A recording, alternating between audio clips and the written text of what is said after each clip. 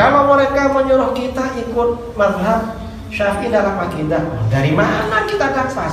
Mau cari di mana? Apa mau dibuatkan syarat palsu? Kita jelas gak menerima. Oh, berarti para ulama tersebut sudah melakukan penelitian bahwa metodologi mazhab Imam Asy'ari ini sesuai dengan Al-Quran, hadis dan mazhab Syafi'i. Makanya kita ikut. Itu aja sebenarnya. Kalau mereka menyuruh kita ikut mazhab Syafi'i dalam akidah, dari mana kita dapat? Akidahnya Syafi'i gak bisa. Secara metodologi belum. Mau cari di mana? Sementara ulama-ulama Syafi'i ya, yang syaratnya sampai kepada kita itu Asy'ariyah. Apa mau dibuatkan syarat palsu? Kita jelas gak menerima. Assalamualaikum warahmatullahi wabarakatuh. Waalaikumsalam warahmatullahi wabarakatuh. Selamat malam, Kiai Idrus Romli. Beliau ini adalah guru saya sekaligus murid beliau. Saya ini muridnya ya, gitu. Ini kami rombongan dari Malang, kurang lebih ada 10 orang, ingin istifadah kepada beliau yang berhubungan dengan masalah-masalah akidah Ahlussunnah wal Jamaah. Ada beberapa pertanyaan, Kiai. Yang pertama ini sangat krusial sekali. Jadi masalah ini sudah terjadi dan ditanyakan di mana-mana. Cuman kami ini belum mendapatkan jawaban yang betul-betul memuaskan. Ini Imam Asy-Syafi'i di Indonesia ini adalah menjadi panutan, menjadi mazhab fikihnya itu mayoritas. Sampai yang Muhammadiyah, apalagi yang NU gitu ya.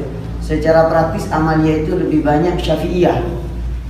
Tapi ada pertanyaan, masalah akidahnya ini kok mayoritas ikut Al-Asy'ari. Kenapa kok tidak diikut Asy-Syafi'i juga? Memangnya apakah akidahnya Imam Asy-Syafi'i dan akidahnya Imam Asy'ari ini ada perbedaan atau bagaimana ya? Mohon penjelasan secara detail dan secara ilmiah berdasarkan dalil-dalil yang kuat. Terima kasih ya. Terima kasih. Assalamualaikum warahmatullahi wabarakatuh. Waalaikumsalam warahmatullahi wabarakatuh. Jadi pertama, memang itu orang-orang Wahabi atau Salafi Wahabi itu model pertanyaannya seperti itu. Kadang-kadang lebih ekstrim dari itu. Kenapa ikut Imam Syafi'i, tidak ikut Al-Quran hadis? Ya, lalu kita bilang, lah kita ini ikut Al-Quran hadis cuma seperti yang difahami oleh Imam Syafi'i. Jadi begitu. Nah ini juga akhirnya Imam Asy'ari juga begitu. Kenapa akidahnya ikut Imam Asy'ari? Padahal fikihnya ikut Imam Syafi'i. Kenapa agak ikut Imam Syafi'i saja semuanya? Ini bisa juga dijawab. Kita ini ikut akidahnya Imam Syafi'i, Imam Hanafi, Imam Maliki, Imam Hambali seperti yang dijabarkan dan dibangun metodologinya oleh Imam Asy'ari. Mengapa begitu? Imam Asy'ari ini kan tidak membuat mazhab baru, tidak membuat pemikiran baru. Apa yang dipaparkan oleh Imam Asy'ari itu sebenarnya akidah-akidah yang sudah ada sebelumnya di kalangan Ahlussunnah wal Jamaah. Seperti rukun imannya sama dengan kita ada 6. Itu rukun iman. Kemudian hal-hal yang wajib dipercaya, Imam Asy'ari juga percaya di situ. Imam Asy'ari ini hanya membangun metodologi. Bagaimana cara menjelaskan, mempertahankan, menjabarkan, membela akidah Ahlussunnah wal Jamaah. Jadi tidak membuat faham baru sebenarnya Imam Asy'ari itu. Karenanya akidahnya Asy'ari itu diikuti oleh seluruh Malikiyah, hampir seluruh Syafi'iyah, sepertiga ulama mazhab Hanafi, dan sebagian kecil ulama mazhab Hambali. Nah, mengapa sekian banyak ulama ikut Imam Asy'ari? Ini berarti menandakan apa yang dijelaskan oleh Imam Asy'ari secara substansi tidak berbeda dengan akidah yang diriwayatkan dari imam-imam madzhabul arba'ah itu. Imam Asy'ari ini hanya membangun metodologi, membuat metode. Itu aja sebenarnya. Kita ini ketika guru-guru kita, para ulama Syafi'iyah ikut Imam Asy'ari, oh berarti tidak ada masalah.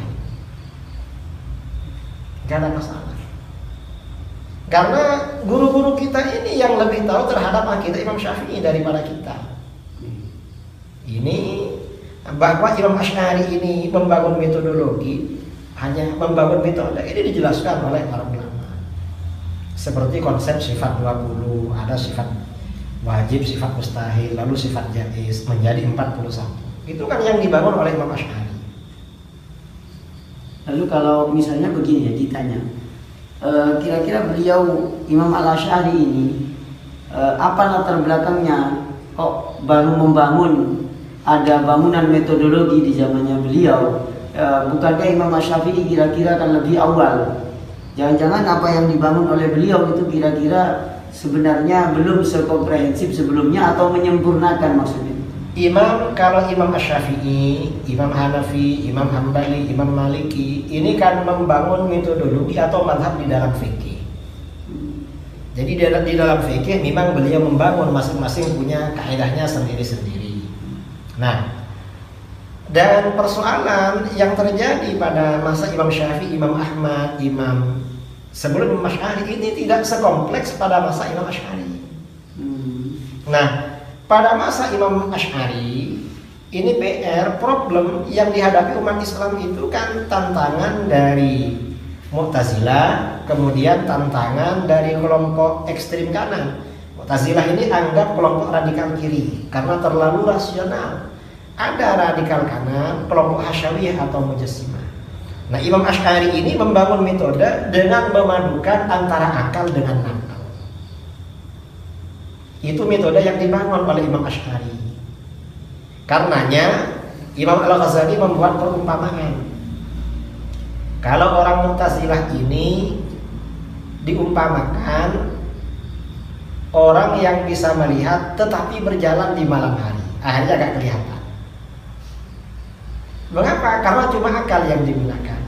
Orang Hasyawiyah atau Mujassimah diumpamakan orang yang berjalan di siang hari tapi orangnya buta, akalnya agak dipakai, sama-sama agak kelihatan.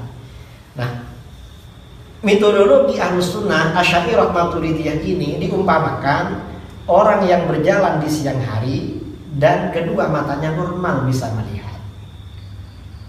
Ini namanya memadukan antara dalil nakli dengan mujabatil uqul, hal-hal yang dipastikan oleh akal. Ini metodologi Imam Asy'ari. Dan ini metodologi Imam Asy'ari ini terbukti sangat ampuh di dalam melawan Mu'tazilah. Di mana Mu'tazilah ini banyak membuat kekacauan anarkisme pemikiran di dalam Islam pada waktu itu. Ayat Al-Quran ditolak, ditakwil alasan tidak rasional. Hadis-hadis juga ditolak, didustakan oleh Mu'tazilah, nggak rasional. Datang Imam Asy'ari memberikan pembelaan kepada itu, mazhab-mazhab itu. Walaupun beliau asalnya Mu'tazilah, tetapi setelah menjadi Ahlus Sunnah, ternyata pembelaannya luar biasa. Karena pembelaannya luar biasa, apa yang terjadi? Jumhurul muhadditsin, mayoritas ahli hadis, 90% ahli hadis akhirnya bergabung dengan Imam Asy'ari. Berarti imam-imam hadis seperti Al-Imam Al-Bukhari kira-kira. Kalau Imam Al-Bukhari itu sebelum Imam Asy'ari. Tapi Imam Al-Bukhari ini metodologinya tidak beda dengan Imam Asy'ari. Kalau ulama, ya artinya orang-orang yang ada metodologi seperti Imam Asy'ari, misalnya seperti Imam At-Tirmidzi. Banyak menjelaskan takwil dan tafwid di dalam as-sunannya. Kemudian Imam Ibnu Hibban di dalam sahihnya banyak menjelaskan takwil terhadap ayat-ayat hadis mutasyabihat. Kemudian setelah periode itu ulama-ulama besar Imam Al-Hakim, An-Naisaburi, Imam Abu Nu'aim, Imam Al-Baihaqi. Ini memang Asy'ariyah ini. Jadi para ahli hadis yang menjadi a'immatul Islam, menjadi ulama-ulama populer itu memang mayoritas Asy'ariyah. Nah, ketika para ahli hadis ini sudah Asy'ariyah, kemudian para ulama Syafi'iyah ini juga Asy'ariyah, mayoritas ahli tafsir juga Asy'ariyah, maka kita bagaimana? Oh, berarti para ulama tersebut sudah melakukan penelitian bahwa metodologi mazhab Imam Asy'ari ini sesuai dengan Al-Quran, hadis, dan mazhab Syafi'i. Makanya kita ikut. Itu aja sebenarnya. Kalau mereka menyuruh kita ikut mazhab Syafi'i dalam akidah, dari mana kita dapat akidah Imam Syafi'i? Gak bisa. Secara metodologi belum. Mau cari di mana? Sementara ulama-ulama Syafi'iyah yang sanadnya sampai kepada kita itu Asy'ariyah. Apa mau dibuatkan sanad palsu? Kita jelas gak menerima.